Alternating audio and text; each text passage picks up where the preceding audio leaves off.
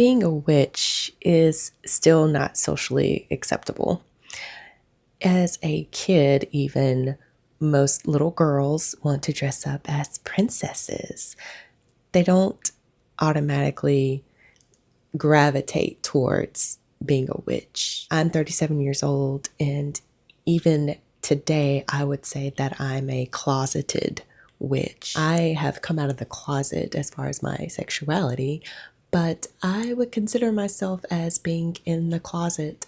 It's not something that I'm ashamed of. It's really for protection. Think about the Salem witch trials. Witches were burned at the stake.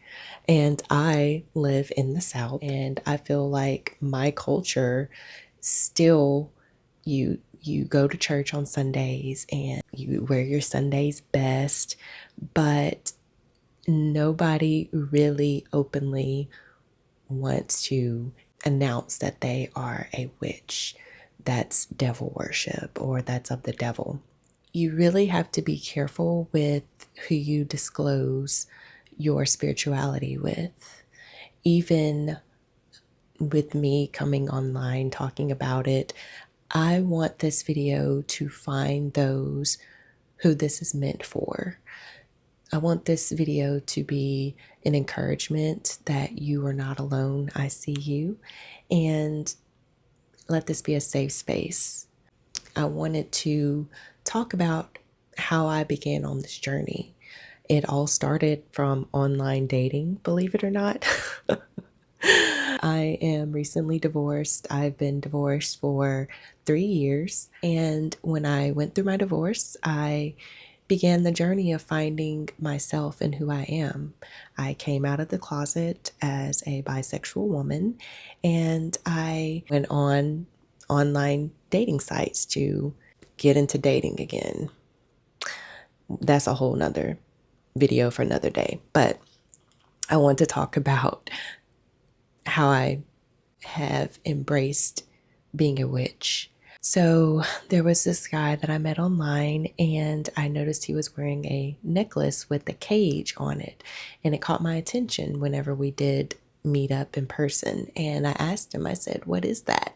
And he said it was moldavite. And I'm like, "What does that even mean?" And he said, "Oh, it's a very powerful stone." And I was like, okay. He mentioned a local store here in town, and he said you can go there and you can find this specific stone and other crystals. And I'm like, oh, crystals, I think I've heard of that before. And so did a bit more research on it, and I was like, this is interesting. So I went to the local store, and the young lady, she, I guess, could tell, she could feel my spirit, and she said, "Can I help you?" And I said, "Yeah, I have learned about crystals, and I don't know where to begin." And she said, "Well, tell me about yourself, and I can recommend a crystal to you." And I said, okay. And I told her, my story. I told her that I'm a mom, a single mom of 4, newly divorced, and telling her little things about my work. And she suggested a few crystals to me. Chrysoprase is one of them. Rose quartz is the other one, and shungite was another one, and I can't remember the last one, but those were the 3 crystals that I can think of that I started out with. And then I went on to the bookshelf and got a book that was on clearance about crystals, and I read it, and I said, I've got to know more. And it was an artist. Her name is Jolie DeMarco. She's based out of Florida. Shout out to her, because she was one of the authors that started me along my journey. Read that book, and then the next book that I read was about auras and energy exchange. And this is how I began on my path.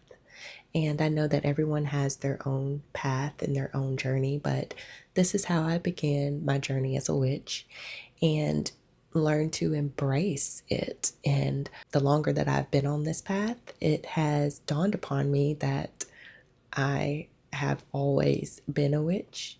even as a child. It's amazing how even as little children we have these gifts instilled in us, and the older that we get, we come into ourselves, into our own. And I always loved earth science growing up. I loved learning about igneous rocks and metamorphic rocks and sedimentary rocks and the fault lines and tectonic plates and magma and the core of the earth. And so I always have been interested in these things. And that's whenever I was like, oh, basically crystals. So now I have a large collection of crystals, and that has just been something that's dear to me. I'm wearing carnelian right now, the carnelian crystal.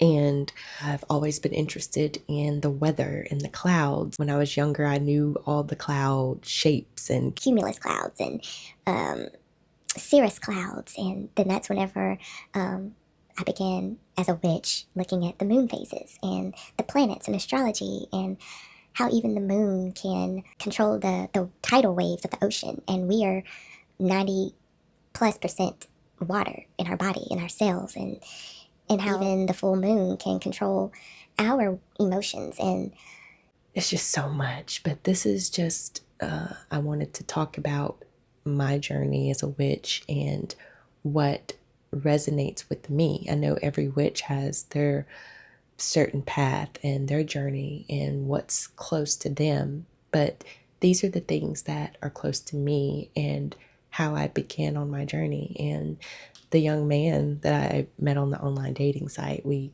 did, things didn't work out with us, but we're still friends to this day.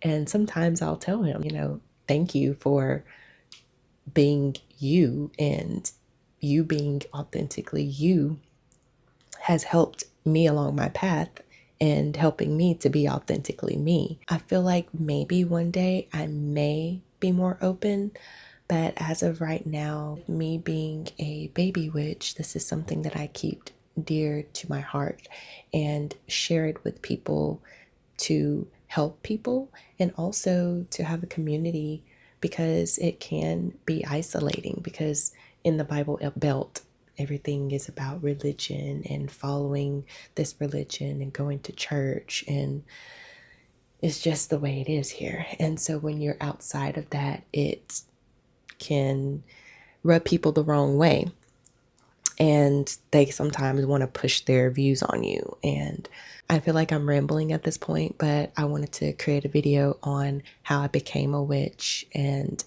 my foundation and my beginning, and so that you can know more about me and how I got into tarot and crystals and astrology. And hope that you will follow me along on my journey, and don't forget to like and subscribe, and I will see you on the next video.